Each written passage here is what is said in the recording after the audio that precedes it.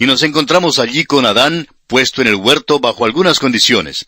Más adelante consideraremos el día de reposo. En este segundo capítulo del Génesis ocurre un gran principio de la revelación por primera vez que no encontramos con frecuencia más adelante. Es una huella dactilar de la inspiración. Es la ley de repetición o de recapitulación. En otras palabras, el Espíritu de Dios, al dar la palabra de Dios, tiene la costumbre de declarar varios eventos en un breve bosquejo. Da una serie de grandes hechos y verdades, pero no la da de un modo detallado ni elaborado. De esta manera, nos ha informado en cuanto a los 6 días de la creación. Luego, vuelve para sacar de aquel detalle lo que le es de más importancia, y entonces da muchos detalles más a ese respecto. En Génesis capítulo 2, la creación del hombre en el 6º día, como se nos relata en el primer capítulo, sale una vez más a la luz para darle más atención. Este es el asunto importante que Dios quiere aclarar y tratar en detalle. Eso es lo que ocurre con el libro de Deuteronomio. Deuteronomio es la interpretación de la ley después de la experiencia de 40 años con ella en el desierto. No es simplemente una repetición de la ley, sino más bien una interpretación de la ley. Asimismo notamos que hay 4 evangelios. Encontramos muchas veces que se sigue este procedimiento en la palabra de Dios. Ahora el tema de este capítulo 2 de Génesis es la creación del hombre. Es esta la que saca a Dios del relato de la creación y nos la explica con más detalles. Aunque la creación del hombre es el tema del capítulo 2, encontramos que empieza aquí con el día de reposo. Dice el capítulo 2, versículos 1 hasta el 3, «Fueron pues acabados los cielos y la tierra y todo el ejército de ellos. Y acabó Dios en el día 7º la obra que hizo, y reposó el día 7º de toda la obra que hizo. Y bendijo Dios al día 7º y lo santificó, porque en él reposó de toda la obra que había hecho en la creación». Ahora no perdamos de vista la importancia que tiene el día de reposo. ¿Qué quiere decir cuando dice que Dios reposó de la obra que hizo? Significa que Dios se cansó y que se sentó un día y dijo, bueno, trabajé mucho en esta semana. Han sido unos días muy agitados. He trabajado más de 40 horas en esta semana y necesito descansar. Amigo oyente, sería una verdadera tontería mirarlo desde este punto de vista. Dios reposó de su obra. Eso quiere decir que cuando Dios terminó sus 6 días, pudo mirar todo lo que había hecho y ver que era buenísimo. No le quedaba más que hacer.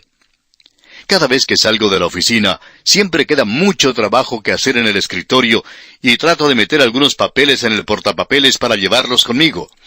Nunca me ha sido posible sentarme para decir, lo he terminado todo, no me queda más trabajo que hacer. Pero eso es lo que Dios hizo. Al final de los 6 días, Dios reposó al 7º día porque su obra fue terminada. Esa es una de las grandes verdades espirituales que debemos notar. Ahora, en los capítulos 3 y 4 de Hebreos, se nos dice que entramos en reposo. La palabra es la misma como para el día de reposo. Entramos en su día de reposo. ¿Qué significa? Quiere decir que entramos en su perfecta redención. Cuando Cristo murió hace 2000 años, por usted y por mí, en la vergonzosa cruz del Calvario, obtuvo allí una redención perfecta para nosotros. Nos ofrece esta redención para que entremos en ella, y para que Pablo pudiera decir en su carta a los Romanos, capítulo 5, versículo 5, «Justificados pues por la fe, tenemos paz para con Dios por medio de nuestro Señor Jesucristo». Amigo oyente, yo no tuve que hacer absolutamente nada para obtener mi completa salvación.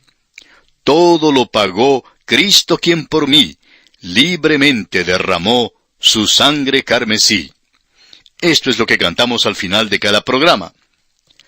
Hagamos ahora un sumario de los primeros 5 días de la restauración. Creemos que este universo tan inmenso en el cual vivimos había estado aquí por un largo período de tiempo, pero que algo había pasado en la tierra y a mucho de la creación.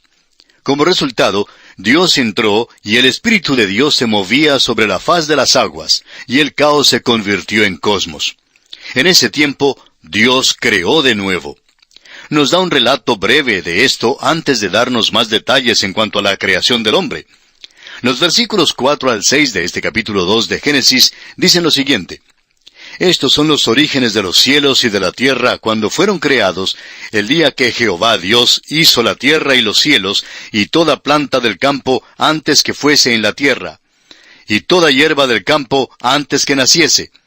Porque Jehová Dios aún no había hecho llover sobre la tierra, ni había hombre para que labrase la tierra, sino que subía de la tierra un vapor, el cual regaba toda la faz de la tierra.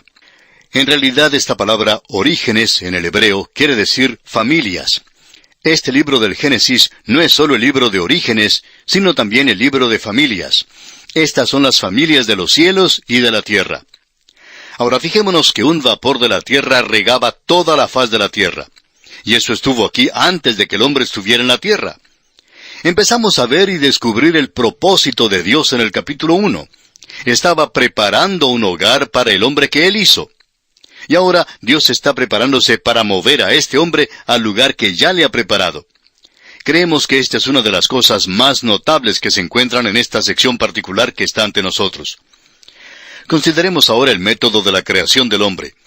Hemos visto en el capítulo 1 que la materia inorgánica fue creada de la nada. Eso se encuentra en el primer versículo, donde dice que en el principio creó Dios los cielos y la tierra. De la nada a la materia inorgánica fue el primer paso. Luego hubo la creación de lo inorgánico a lo orgánico, es decir, la vida. Eso se encuentra en el versículo 21, donde Dios creó grandes monstruos marinos y todo ser viviente. Creó la vida animal. Surge entonces la pregunta de si creó la vida vegetal. Por lo visto, la vida vegetal no había sido destruida. La semilla evidentemente ya estaba en la tierra. No deseamos ser dogmáticos en cuanto a eso, pero parece ser la implicación cuando Dios mandó a la tierra que produjera hierba verde y hierba que daba semilla. Como ya hemos dicho varias veces antes, Dios nos da muy pocos detalles en cuanto a esto. Ahora pasamos de lo orgánico a la creación del hombre, y por tanto no es una transición. La evolución no puede llenar el vacío que nos lleva a la aparición de seres inteligentes en la tierra. La tierra estaba preparada ahora para la venida del hombre. Dice el versículo 7 de este capítulo 2 de Génesis: Entonces Jehová Dios formó al hombre del polvo de la tierra, y sopló en su nariz aliento de vida, y fue el hombre un ser viviente. Una vez más nos vemos limitados aquí por lo que nos dice Dios. Físicamente Dios formó al hombre del polvo de la tierra. Es muy interesante que nuestros cuerpos se componen de unos 15 o 16 elementos químicos.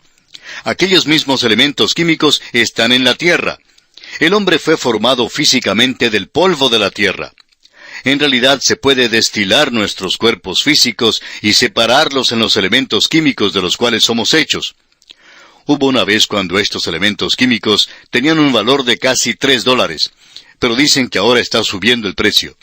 Pero esto es lo que en verdad valemos, porque fuimos físicamente formados del polvo de la tierra. Pero el hombre es más que polvo. Físicamente, polvo es, y al polvo volverá. Pero su espíritu va a Dios. ¿Por qué? Porque Dios sopló en su nariz aliento de vida, y fue el hombre un ser viviente. Ahora, ¿qué es lo que Dios le sopló?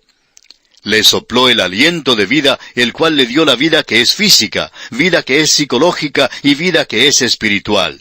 En otras palabras, el hombre entra en una asociación maravillosa con su Creador. Tiene una capacidad para Dios y se encuentra en su mismo ser. Esto es lo que separa al hombre de todas las demás criaturas que hallamos en el universo de Dios. Claro que hay los ángeles, pero créanos que es muy poco lo que sabemos de ellos. Cualquier teoría de la evolución, inclusive la evolución teísta, no puede dar cuenta de la palabra humana, ni pueden explicar la conciencia humana, ni la personalidad humana. Estas son tres cosas con las cuales la evolución tiene algo de dificultad. Uno puede tomar los huesos de un hombre y compararlos con los huesos de algún antropoide, y ver una semejanza notable en sus huesos. Sin embargo, nos dicen que hay una divergencia amplia también. Pero es de esperarse que hubiera una cierta semejanza, porque Dios hizo mover a los dos en el mismo ambiente, y naturalmente la carrocería sería igual. Hay una similitud muy notable entre la carrocería de un automóvil Ford y un automóvil Chevrolet. Pero mejor es que no se lo digamos al comerciante local de la Ford o de la General Motors, porque le dirá que hay una diferencia vasta entre las dos. Sin embargo, La carrocería ha de tener algo fijo sobre las 4 ruedas, y una rueda ha de ser colocada en cada esquina, y hasta cierto punto, pues la carrocería tiene que ser cuadrada. Las dos han de fallar en la autopista a las 5 de la tarde, de modo que las dos necesitan tener balance, y las dos necesitan tener máquina. Deducimos, pues, que son semejantes, y sin embargo, no son exactamente iguales.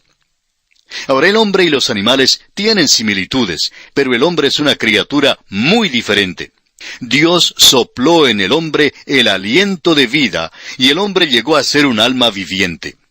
Formidables y maravillosas son las obras de Dios, y esto debemos siempre tenerlo presente. Consideremos ahora el sitio geográfico del hombre.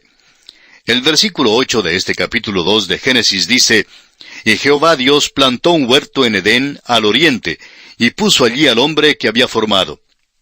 No podemos decirle dónde estaba exactamente el huerto de Edén. Estamos seguros que estaba en alguna parte del valle entre los ríos Tigris y Éufrates. En efecto, pudiera haber estado en todo el valle. Aquel valle originalmente fue un lugar muy fecundo y todavía lo es. Es una parte de la fértil creciente verde, y en un tiempo sembraron grano allí. Simplemente recogían la cosecha porque crecía ella misma. Probablemente aquella área llegará a ser de nuevo el mismo centro de la tierra. Dice ahora el versículo 9 de este capítulo 2 de Génesis: «Y Jehová Dios hizo nacer de la tierra todo árbol delicioso a la vista y bueno para comer, también el árbol de vida en medio del huerto y el árbol de la ciencia del bien y del mal». Estos son árboles extraordinarios que se mencionan aquí específicamente. Tenemos el árbol de la vida y el árbol de la ciencia del bien y del mal. No podemos decirle mucho acerca de ellos porque, francamente, no se encuentran hoy en día. Han sido quitados de la escena. Pero había de toda clase de árboles, y notamos que eran deliciosos a la vista, y también buenos para comer. Había belleza en ellos, y también había el lado práctico en que eran buenos para comer. Es como entrar en una mueblería donde el ebanista le dice que un mueble es muy bello, además de ser muy práctico, funcional. Por tanto, estos árboles en el huerto de Edén eran tan bellos como funcionales. Y vamos a detenernos aquí por esta oportunidad, y en nuestro próximo programa trataremos de finalizar el estudio de este segundo capítulo del libro de Génesis. Será pues, hasta entonces, que Dios le bendiga, es nuestra ferviente oración. Continuamos hoy, amigo oyente, nuestro estudio en el libro de Génesis.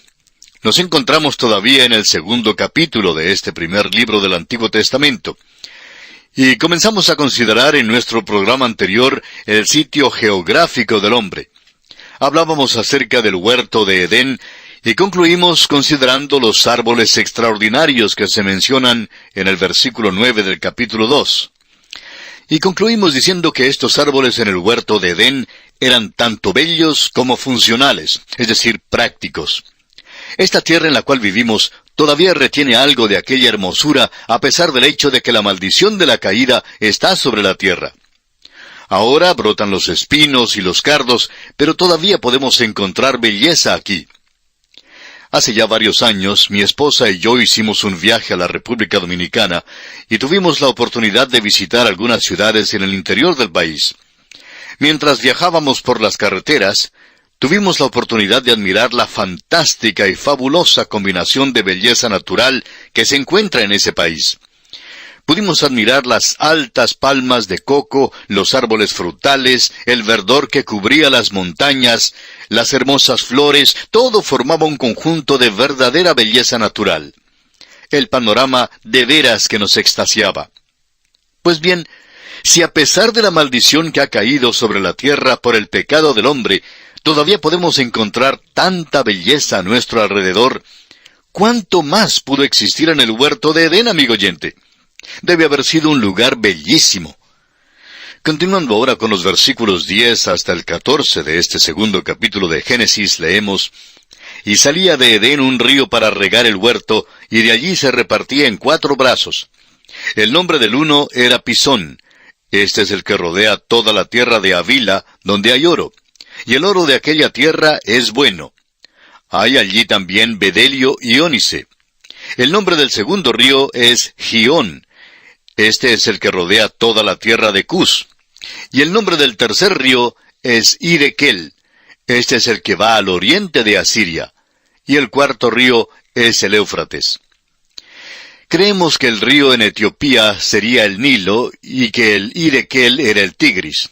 Ahora, el versículo 15 de este capítulo 2 de Génesis dice: Tomó pues Jehová Dios al hombre y lo puso en el huerto de Edén para que lo labrara y lo guardase. Recuerde, amigo oyente, que este hombre tuvo el señorío y que las fuerzas de la naturaleza estaban a su disposición.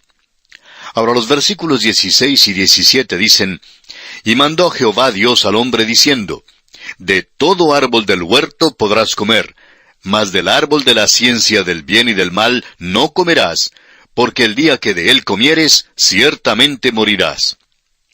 No fue la intención original de Dios que el hombre muriera.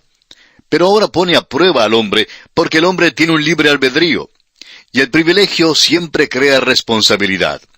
Esa es una declaración axiomática en nuestros días. El hombre a quien se le ha dado un libre albedrío tiene que ser sometido a prueba para determinar si obedecerá a Dios o no. Hay una pregunta en cuanto al árbol de la ciencia del bien y del mal, y es si era o no venenoso. Personalmente creo que fue el mejor fruto del huerto. Pero el día que de él comieres, dijo Dios, ciertamente morirás. Y murió. Recuerde usted que el hombre es una trinidad, y fue condenado a morir de una manera triple. En realidad no murió físicamente, sino hasta 900 años después. Pero estaba sujeto inmediatamente a la muerte. Y la muerte significa separación. El día pues en que comió del fruto, él fue separado de Dios espiritualmente. Consideremos ahora la necesidad del hombre de una ayuda idónea. Los versículos 18 al 20 nos dicen lo siguiente: Y dijo Jehová Dios: No es bueno que el hombre esté solo. Le haré ayuda idónea para él. Jehová Dios formó pues de la tierra toda bestia del campo y toda ave de los cielos, y las trajo a Adán para que viese cómo las había de llamar, y todo lo que Adán llamó a los animales vivientes, ese es su nombre. Y puso Adán nombre a toda bestia y ave de los cielos, y a todo ganado del campo, mas para Adán no se halló ayuda idónea para él.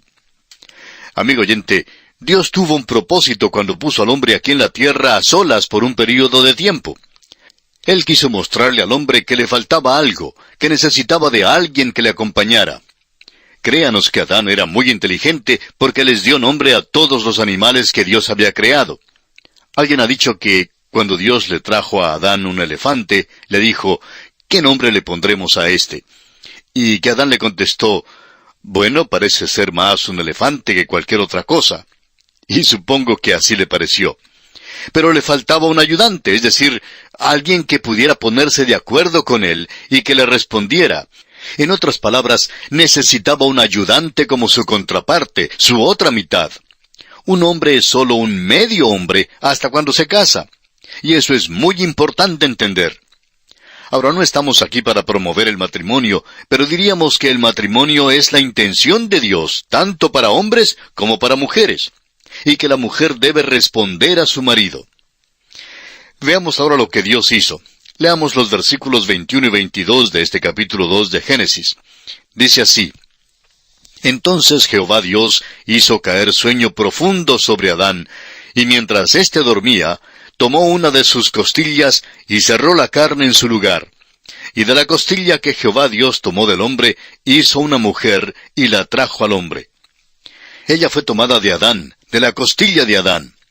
El doctor Matthew Henry dijo: Dios no la tomó de la cabeza para que no fuera superior a él, ni del pie para que le fuera inferior, sino que la tomó de la costilla para que fueran iguales. Y ese es exactamente el propósito de Dios. La mujer debe ser la media naranja, y es exactamente lo que Dios quiso decir cuando dijo: las casadas estén sujetas a sus propios maridos. Quiere decir responder. Usted, amigo oyente, es la otra mitad de su esposo. Él, por su parte, es solo medio hombre. Créanos que Eva era bella. Cualquier mujer que veamos hoy que tenga algo de belleza, la ha heredado de la madre Eva. No hay ninguna belleza que ella no tuviera. Era una muñeca, era la media naranja de Adán. Ahora los versículos 23 al 25 nos dicen lo siguiente: Dijo entonces Adán: Esto es ahora hueso de mis huesos y carne de mi carne. Esta será llamada varona, porque del varón fue tomada. Por tanto, dejará el hombre a su padre y a su madre, y se unirá a su mujer, y serán una sola carne. Y estaban ambos desnudos, Adán y su mujer, y no se avergonzaban. La palabra para la mujer en el hebreo es muy similar a la palabra para hombre. Hombre es ish, y la mujer es isha. Y son muy parecidas. Ella es la otra parte del hombre, y debe responder al hombre. Esa es la razón por la cual Dios dispuso que el hombre llevara la delantera. Creó al hombre primero. Creó a la mujer para que le siguiera, y es el hombre quien debe ser el agresor. Dios aún lo hizo físicamente capacitado para que fuera el agresor, y la mujer la que responde. No me diga que una esposa ha de amar a su esposo. Dios no dice esto. Dios dice que debe responderle. Si el esposo le dice a ella, te quiero, ¿sabe usted lo que pasará? Pues ella le responderá enseguida, te quiero. Y es porque ella debe responderle. Cuando un hombre dice hoy que su esposa es fría, y de vez en cuando alguien lo dice, que su esposa es fría, eso deja ver que él realmente no es el esposo que debe ser. Si es buen esposo, ella responderá, porque él es quien debe llevar la delantera. Fíjese usted que el esposo está sujeto a la esposa en el sentido de ser responsable por ella, y él no está más bajo el control del padre ni de la madre. Ahora notamos aquí que ambos estaban desnudos y no se avergonzaban. Creemos que estaban cubiertos con un tipo de luz de gloria. Creemos que este es el relato más hermoso y más fresco de la creación de la mujer y del hombre. Esta era una pareja que Dios realmente unió. Ahora Dios ha dado algunos principios para que su pueblo los obedezca. Dios ha dado el matrimonio a la raza humana, pero es una de las cosas de la cual los hombres están tratando de deshacerse hoy día. Rompamos sus ligaduras y echemos de nosotros sus cuerdas, dice el Salmo 2, versículo 3. ¿Qué es lo que trata de hacer el hombre? Trata de deshacerse de Dios, amigo oyente, porque Dios es quien estableció el matrimonio. Debe haber una identidad entre el esposo y la esposa, y Dios dice al esposo, maridos, amad a vuestras mujeres. Y esto, amigo oyente, concluye un capítulo maravilloso. Cuenta de la creación del hombre, su sitio y su trabajo, la responsabilidad que tiene, su necesidad de una compañera y la creación de esa compañera, la mujer. Este es el clímax de la historia de la creación. El hombre que sirvió de capellán en la prisión de Nuremberg cuenta de los últimos días que pasaba con aquellos hombres. Uno de ellos era Hermann Göring, y relata acerca de su última noche. Aquella noche, dice, a las 8:30, tuve una sesión con Göring, durante la cual escarneció la historia de la creación, puso en ridículo la inspiración divina de las Escrituras y negó completamente algunos fundamentos cristianos. Menos de 2 horas después, se suicidó. Amigo oyente, una de las maneras de deshacernos de esta proporción alarmante de suicidios es hacer saber a los hombres y mujeres que ellos son criaturas de Dios y que son responsables ante su Creador. ¿Cuán importante es eso? La creación de la mujer fue una creación indirecta, porque Dios la tomó de la costilla del hombre y lo hizo así para revelar la verdad de que ella es parte del hombre y que ella es su media naranja. Es su contraparte y su complemento.